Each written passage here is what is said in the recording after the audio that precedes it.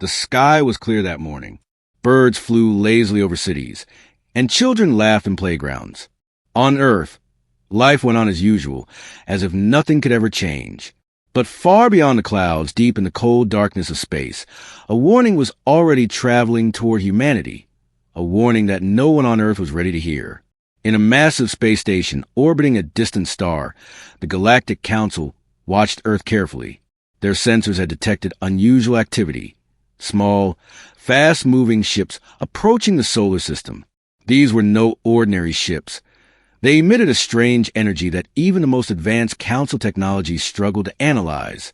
The message they sent was simple but urgent. Earth is in danger. Prepare immediately. Back on Earth, the message arrived in the offices of world leaders. A bright digital screen lit up a conference room in Geneva. The Council says, a young diplomat began, but the older officials interrupted. This is preposterous, said one. Aliens? Threats from space? We've been through this before. False alarms. Let's not panic the people. The warning was ignored. Plans were made for further study, and the Council's urgent call was brushed aside as just another theory, too fantastic to take seriously. No evacuation, no defenses, nothing. Humanity continued its routine, blind to the danger closing in.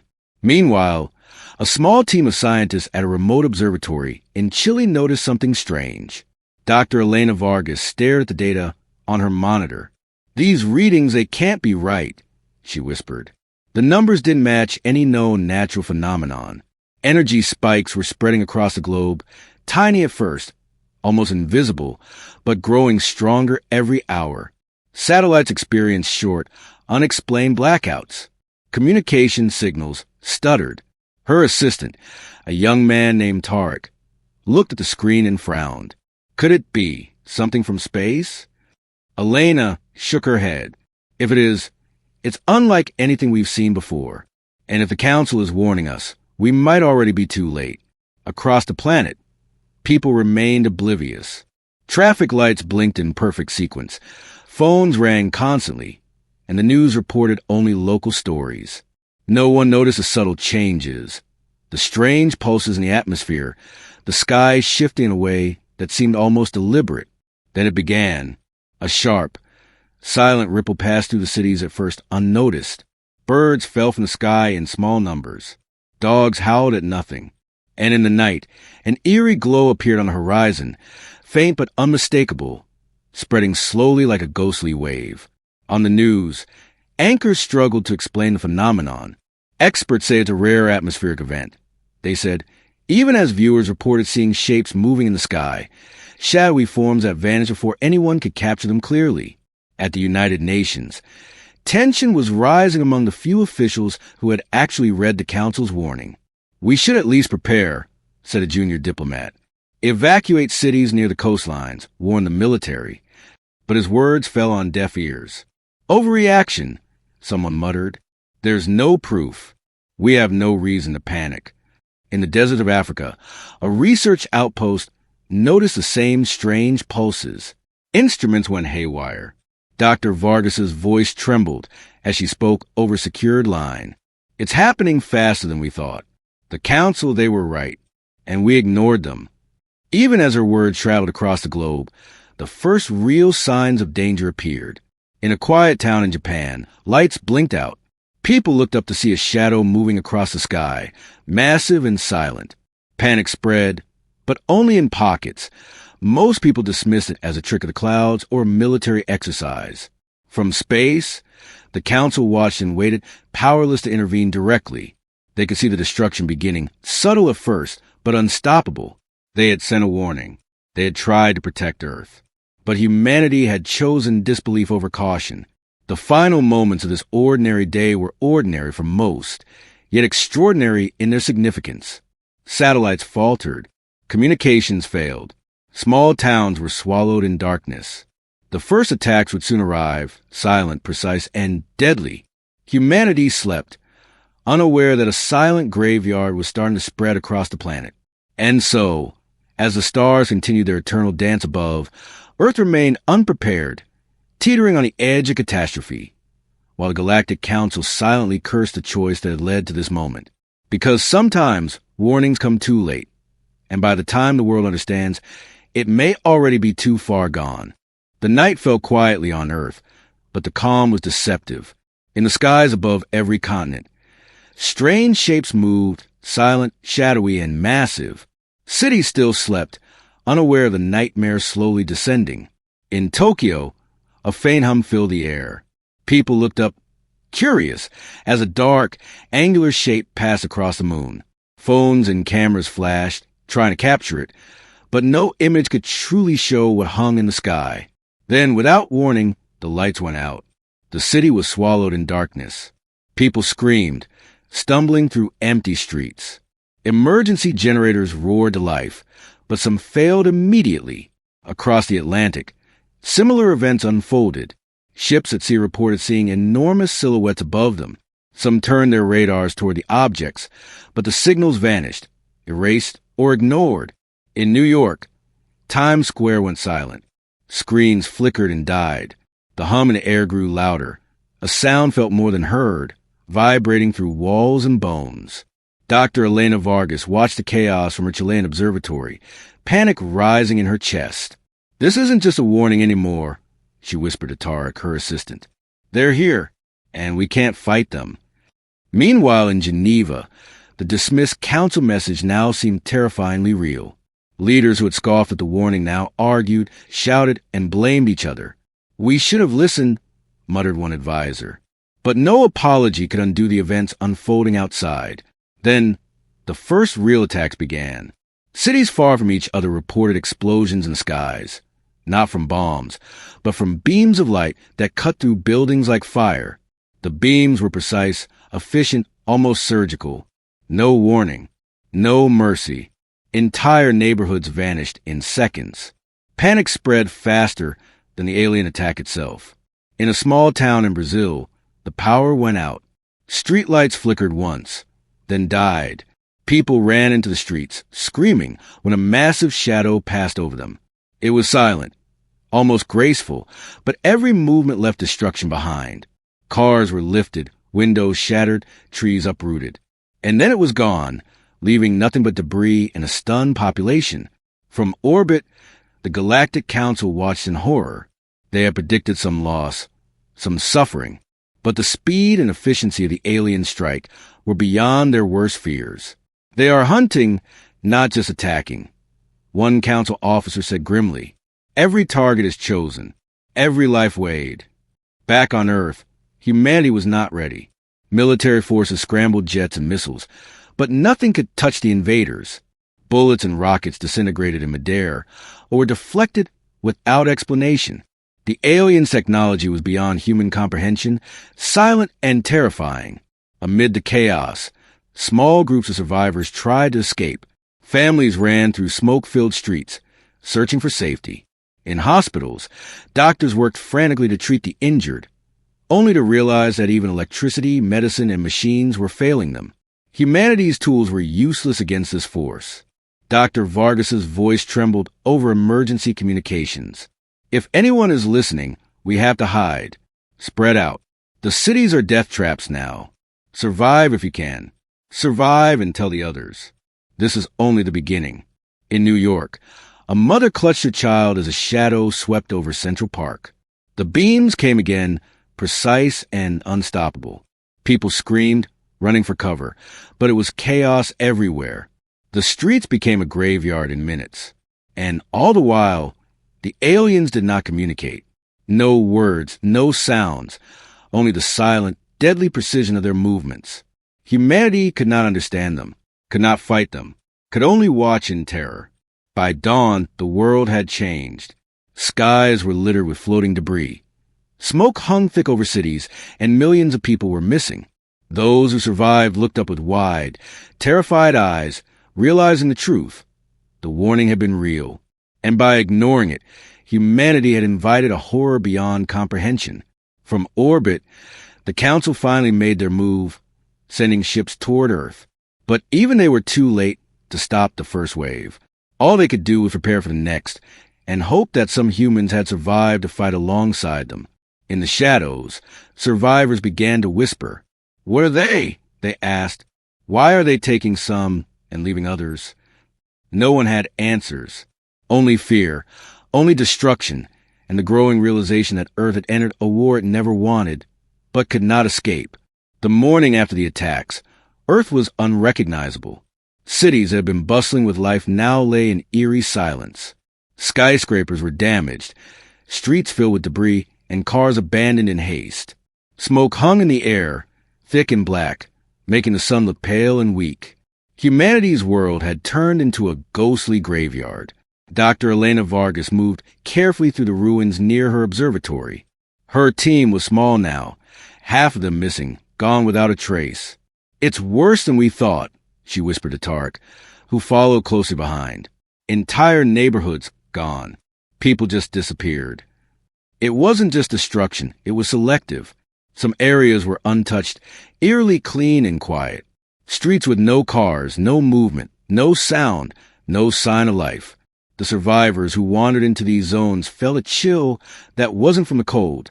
Something was wrong. Something inhuman had passed through. In London, a military patrol scouted the remains of the city. Soldiers reported whole apartment buildings emptied. Families vanished without a trace. No clues, no bodies, only silence. And in the skies above, the alien ships watched. They moved with quiet patience, as if studying humanity like ants on the ground. Even the animals seemed affected. Birds refused to fly. Dogs howled constantly. Wildlife in forests and deserts stayed hidden, almost as if they sensed a danger that had come and would return. The earth itself seemed to mourn. Survivors gathered in small pockets, fearful and confused. Rumors spread quickly. They'd take some humans and leave others. Why? Who survives? Some whispered about abductions. Others said it was punishment. No one knew the reason. Only fear and helplessness were certain. Dr. Vargas and her team worked tirelessly to understand the patterns. Using sensors and satellite images, they tracked the aliens' paths across the planet. Cities in Asia, Europe, the Americas, patterns emerged, but nothing explained the selection process. "It's as if they are testing us," she said quietly, staring at the screens. "Choosing, observing, learning." In New York, a father wandered through empty streets, calling for his family. Windows were smashed, doors open, belongings scattered. Not a single person remained. Only silence. He sank to his knees, unable to understand how his city, his home, could vanish in hours. And then the shadows returned. Alien ships that had once moved silently now hovered closer to Earth's surface. They did not attack immediately, but hovered, patient and ominous, as if deciding their next target. Survivors watched from rooftops, hiding in basements, praying not to be noticed. The Galactic Council finally communicated with humanity, but only with a few. "Prepare," their message said. "Survival depends on secrecy and speed. We will guide those who can fight, but the attack is not over." Elena Vargas transmitted the warning to scattered survivors. Her voice trembled but carried urgency. "If you are alive, stay hidden. Avoid the skies. Watch the movements. Survival depends on silence and caution." In the towns untouched by the first wave, people began to realize the magnitude of their situation. Some had lost family, friends, and neighbors. Fear grew into resolve for a few, the first sparks of resistance.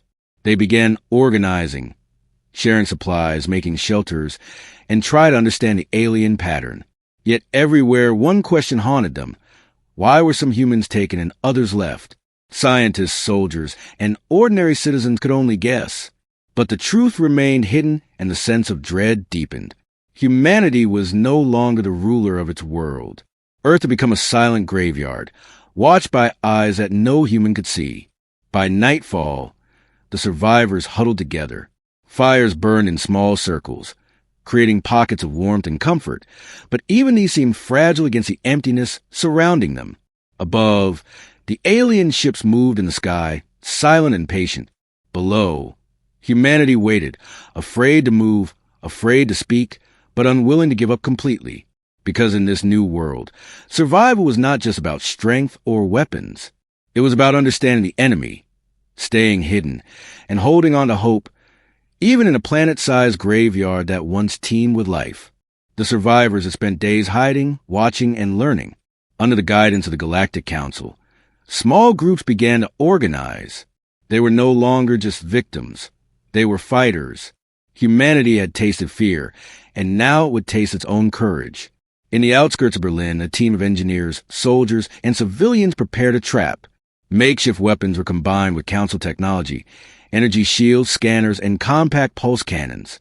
They studied alien patterns, noting how the enemy moved silently over cities, taking some humans and leaving others. Dr. Elena Vargas worked with the team, adjusting sensors and providing calculations. "They move fast," she said, pointing at a holographic map. "But they follow a pattern. If we strike carefully, we can stop one without exposing ourselves." The first attack was small but daring. A single alien scout ship descended near a destroyed city. Its silent hum made the air vibrate. Humans watched from rooftops and basements, hearts pounding. The team activated the Council's energy trap. Pulses of light arced across the street, surrounding the alien ship. For a moment, it froze, confused by the new technology. Then, with a flash, the ship retreated, but not before it had been damaged. Sparks rained down, and the hum that had terrified so many was replaced by silence. Cheers erupted among the survivors. Humanity had struck its first blow. Across the world, similar attacks began. In the desert of Africa, small groups used Council tech to disable alien scouts. In South America, rivers were used to mask movements, hiding humans from enemy sensors. Each success, however small, brought hope, and the aliens noticed. The Council watched with cautious approval. "These humans are clever," one officer said. "They learn fast. But every action has consequences. They must be careful." And consequences came swiftly. Retaliation was precise. Alien patrols moved faster, striking areas that had been used for ambushes. Entire towns that had been quiet now faced sudden destruction. The survivors realized that every strike against the aliens came with risk, and that bravery alone was not enough. Despite the danger, humans refused to give up. They adapted, moving like shadows, hiding in ruins, using the environment to their advantage. Children and elders were kept safe, while fighters engaged in careful skirmishes, learning from each encounter. In a makeshift command center, Elena Vargas spoke to her team. "We are learning. Every mistake teaches us something. We are not just hiding, we are changing the rules. They may be faster, stronger, and more advanced, but they have not faced humans who refuse to die quietly." Night fell, and the survivors gathered in small, secure zones. Fires burned softly, signaling life in a dead world. Some slept, others kept watch, but all understood the truth. Humanity was no longer helpless. Each success, each narrow escape, strengthened their spirit. From orbit, Council ships monitored these actions closely. The officers saw patterns forming. Humans were learning to anticipate alien movements, to set traps, and to fight smart. A spark of pride ignited among the Galactic Council. These humans, weak and unprepared days ago, were starting to show the strength of an entire species. The next day brought news of another daring attack. A group in Canada disabled a major alien supply ship, sending it crashing into a frozen lake. The humans survived, battered but alive, while the aliens withdrew silently. Humanity was no longer hiding. Humanity was no longer afraid. For the first time since the attacks began, the aliens encountered resistance. Not just from the Council, but from the very species they had come to observe and hunt. And somewhere in the shadows, Elena Vargas smiled grimly. "We are just beginning," she said. "We have lost much, but we are still here. And if they think Earth will fall quietly, they are very wrong." In the ruins of what had once been a great city, survivors stumbled upon something extraordinary. Beneath a collapsed museum, buried under years of dust and rubble, lay a strange artifact. Its surface glowed faintly, etched with symbols no one could understand. Dr. Elena Vargas knelt beside it, her hands trembling. This isn't human," she whispered. "It's old, older than anything we've seen. But it's powerful. I can feel it." Tarek examined the device closely. Could this be a weapon? He asked.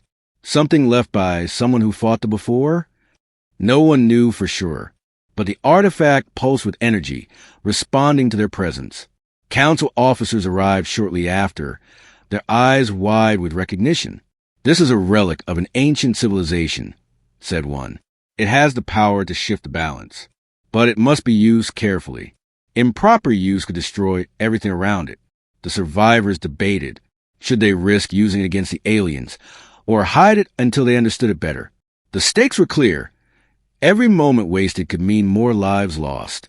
Meanwhile, alien scouts continued to patrol the skies. They seemed more cautious now, avoiding areas where humans had begun to regroup.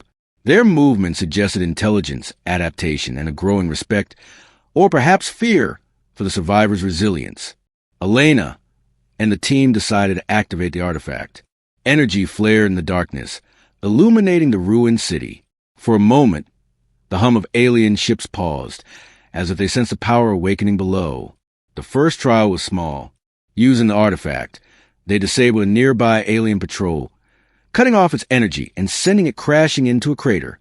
Survivors watched, hearts pounding, as sparks rained down. The aliens retreated, cautious and confused. This is only the beginning, Elena said, determination in her voice. We may be weak, scattered, and battered, but this gives us a chance. Across the world, whispers spread among the survivors. Humans began to understand that they held something unique, a secret advantage that even the aliens could not predict. Council officers warned them repeatedly. Power without wisdom is dangerous. But the humans had no choice. They had to act, and quickly. In hidden bases, scientists and engineers studied the artifact. They discovered it could amplify human energy, disrupt alien technology, and even shield areas from detection. Every use, however, drained energy and required precise coordination. Mistakes could be catastrophic. The artifact became the symbol of hope, but also of responsibility. It reminded humanity that survival depended not only on courage and skill, but on understanding and strategy. That night, survivors gathered to watch the skies. Alien ships passed overhead, silent and vigilant, but the humans no longer felt helpless. They had the power to fight back, to shape the battle, and perhaps to reclaim their planet. Dr. Vargas looked at the artifact one last time before heading to the Council of Survivors. We are not powerless, she said. We have a secret, and if we use it wisely, we may finally turn the tide. The hidden secret had awakened, and with it, a new chapter in humanity's fight had begun, a chapter that could decide the fate of the Earth itself. The sky was alive with movement. Alien ships hovered above ruined cities, their silhouettes dark against the rising sun.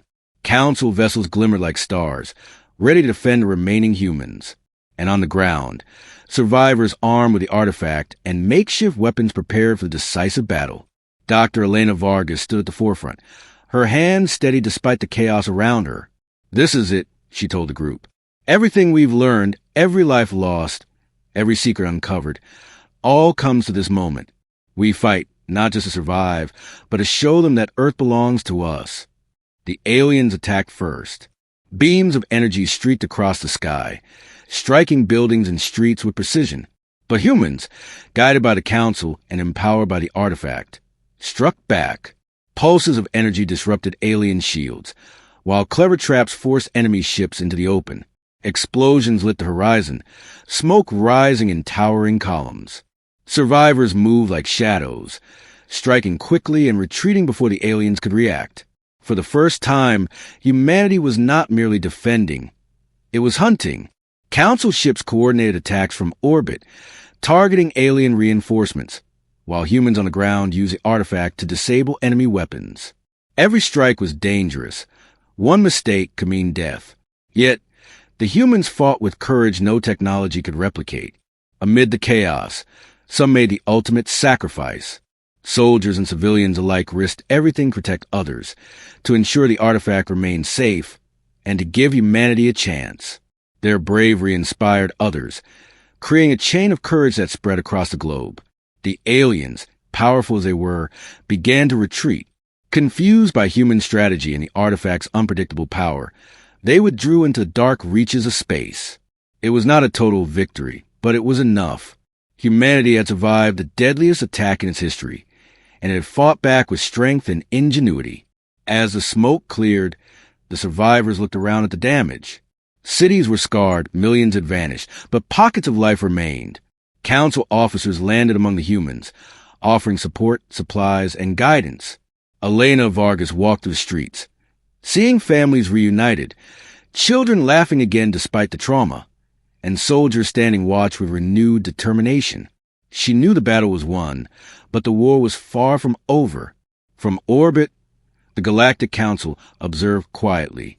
"They are strong," one officer said. "Stronger than we expected. Perhaps they are ready to take their place among the stars." The night passed. Stars sparkled above, and the first signs of rebuilding began on Earth. Fires were put out, shelters were established, and humans took their first steps toward recovery. But even as hope returned, a shadow lingered in the sky. The reminder that the alien threat had not disappeared entirely. Elena stood atop a hill overlooking a ruined city. The artifact pulsed softly at her side, a beacon of both power and responsibility. She knew this was only the beginning. Humanity had survived, and it had proven that courage, intelligence, and heart could stand against even the most advanced enemies. And as the sun rose higher, casting light on a world forever changed, one truth became clear. Earth would not fall quietly again. Humanity had fought, survived, and learned a lesson written in fire and loss. A new dawn had come. Or, perhaps, an endless night would always watch above, testing the strength of the human spirit. But one thing was certain. Humans would never give up. They would fight, adapt, and rise. The stars were no longer distant. They were the future. The Earth was quiet now, but the peace felt fragile. Cities lay in ruin, yet life was slowly returning. Survivors rebuilt homes, cleared streets, and shared stories of courage. Humanity had survived the alien onslaught, but a shadow lingered. Dr. Elena Vargas studied the stars at night. The alien retreat had been sudden, almost hesitant, as if they were leaving a warning rather than surrendering. Council ships remained in orbit, guiding the survivors and monitoring the skies. But Elena knew it was only a matter of time before new threats appeared. In a hidden corner of the galaxy, a fleet of alien ships gathered. Unlike the scouts that had attacked Earth, these were larger, darker, and more ominous. Ancient runes glowed on their hulls, similar to the artifact humans had discovered. Something, or someone, was organizing a new strike. On Earth, whispers spread among the survivors. They'll return, some said, stronger, smarter. Others believed the Council would protect them. But Elena felt differently. She held the artifact close. It had saved them once, but it also carried a warning. Power alone could not guarantee safety. Humans would have to be ready, united, and clever. In the Council Command Center orbiting Earth, officers watched the new alien fleet with concern. The first strike was only a test, one said. This is bigger than we imagined. Humanity must learn quickly, or they will be destroyed. Elena stood atop a hill, looking at the glowing horizon. Fires burned in the distance. Survivors worked together, and children laughed, unaware of the dangers that still lurked among the stars. She clenched her fist. We survived once. We will survive again. And next time, we will fight on our terms. The camera pans upward to the stars, where new shapes appear in the darkness. Shadows beyond the stars, waiting, watching, preparing. Humanity's next chapter was about to begin, and the universe would remember Earth.